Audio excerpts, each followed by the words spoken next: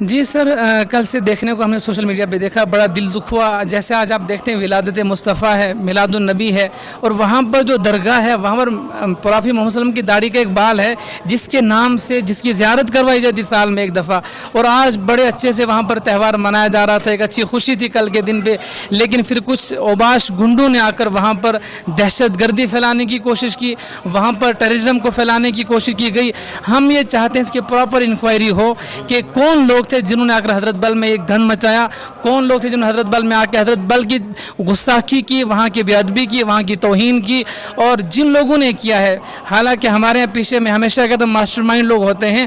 ہم یہ چاہتے ہیں ایسی انکوائری جو ماسٹر مائنڈ ہیں، چاہے پولیٹیکل لیڈرز ہوں، چاہے مذہبی لیڈرز ہوں، کوئی بھی ہوں. کوئی مذہب اجازت نہیں دیتا ہے کہ آپ کسی دھارمک جگہ پر آ کر آپ جوتے لگا کے اندر جائیں، پتھر بازی وہاں پر کریں. اب تھوڑا سا آپ کو خیال نہیں آیا وہاں پر ہم نے ایک دھارمک جگہ کو پالیٹکس کا میدان بنا دیا ہے.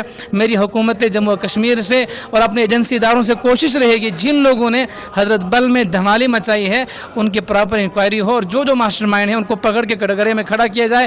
ایسا سبق سیکھا جائے کہ آئندہ کوئی بھی کسی دھارمک جگہ میں توڑ پھوڑ کرنے کی کوشش نہ کرے، چاہے مندر ہو، چاہے مسجد ہو، چاہے گرودوارے ہو، چاہے چرچ ہو. یہ تمام دھارمک آستھا ہمارے لیے قابل عزت ہیں، قابل احترام ہیں. پہلی بات ہے کہ کسی دھارمک جگہ کو پولیٹکس بنانا ہی نہیں چاہیے. جو لوگ اس کو پولیٹکس بنانے کی کوشش کر رہے ہیں اس سے یہی لگتا ہے کہ وہی لوگ ہو سکتا ہے ان تمام ایجنڈے کے پیچھے وہی لوگ ہوں گے جو اس کو ڈیفینڈ کرنے کی کوشش کر رہے ہیں. ایک تو غلط ہوا، لیکن کچھ پولیٹیکل لیڈرز ایسے ہیں جو اس کو ڈیفینڈ کر رہے ہیں کہ اچھا ہوا. تو جو لوگ اس کو ڈیفینڈ کر رہے ہیں سوشل میڈیا کے اوپر، تو لگتا یہی ہے کہ ہو سکتا ہے ان کا بھی کہیں نہ کہیں پیچھے سے ہاتھ ہو اس سارے انسیڈنٹ میں.